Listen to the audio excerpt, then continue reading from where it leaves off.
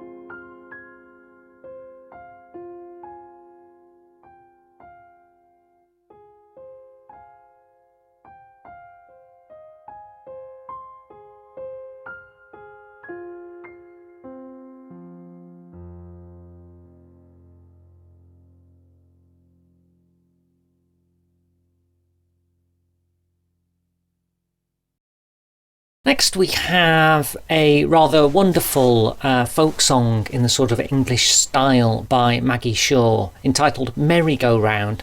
Turns out there's an awful lot of songs called Merry-Go-Round which I've had a quick look at, but I have to say I think this one by Maggie is my favourite.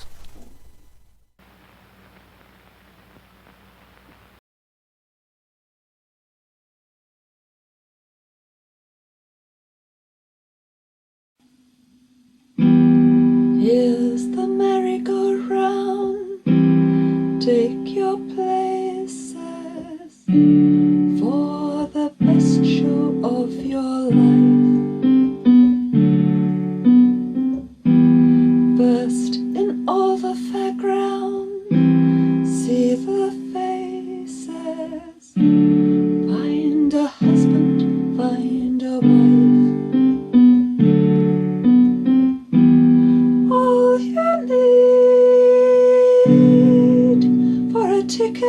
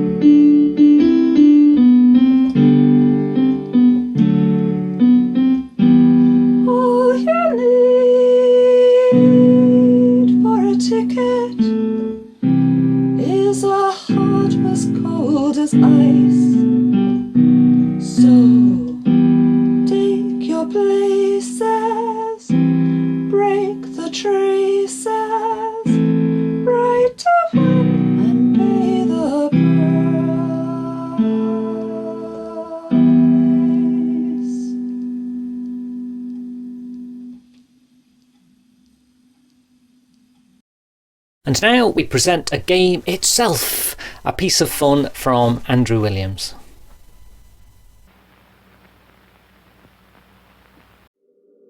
You will tell me the password. No! I know it is 8 letters long. Tell me now, and I will spare your life. I don't know the password. The gallows are ready. If you do not tell me the password, you will hang. I don't know the password, but I think there might be an A in it.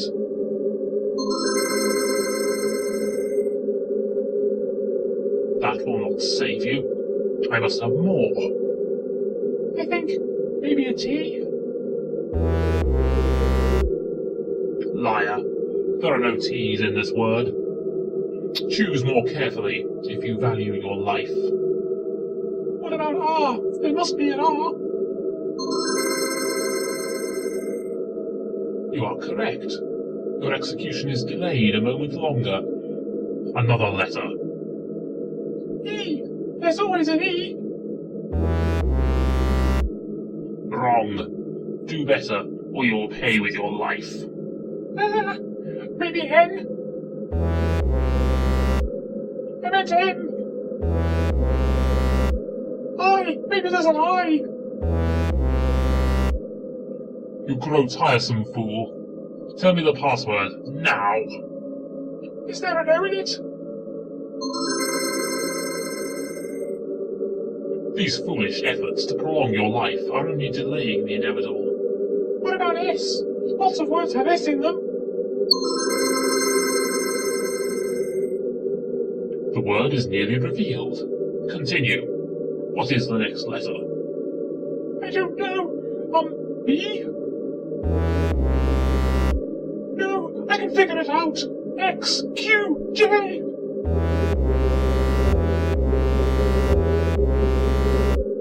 It's too late, fool. Your idiocy has cost you your life. Now you hang. Ah!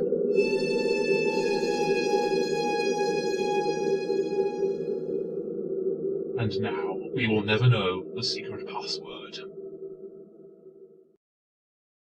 And now another game from Deborah Edgeley. This is called CC My Playmate. CC My Playmate. Etamyalp. Yum ease.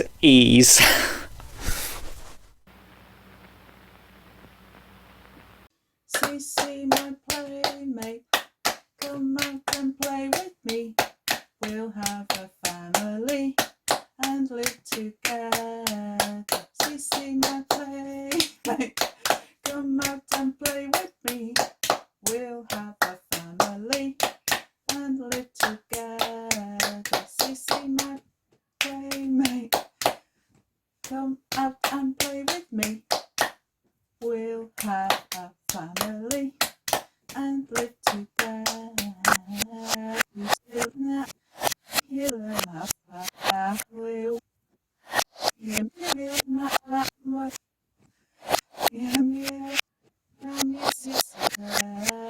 You still not hear my family.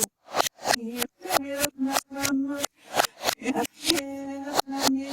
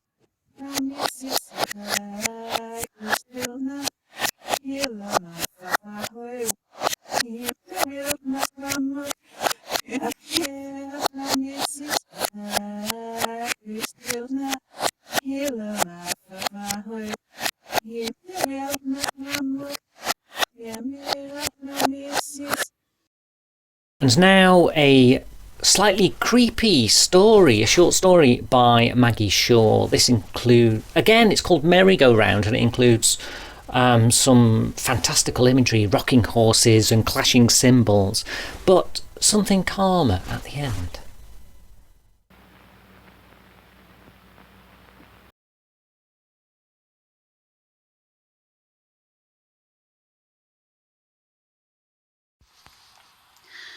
The Merry-Go-Round by Maggie Shaw. And sometimes it seems to her as if life is no more than a ride on a merry-go-round. Jangling tunes hide the futility of the circles along which her fine bay rocking horse takes her. She looks out upon the world which spins so dizzily by, and feels timeless. The bay rocking horse somehow slows as she turns to gaze outwards, as if to present her with a bouquet of minutes and hours. Sometimes she faces the centre of the wheel, the great gaudy axle where organ pipes chant endlessly while accompanying plaster figures strike brass cymbals with hammers of tin. How slowly the bay rocking horse takes her past the axle's tawdry reds and golds.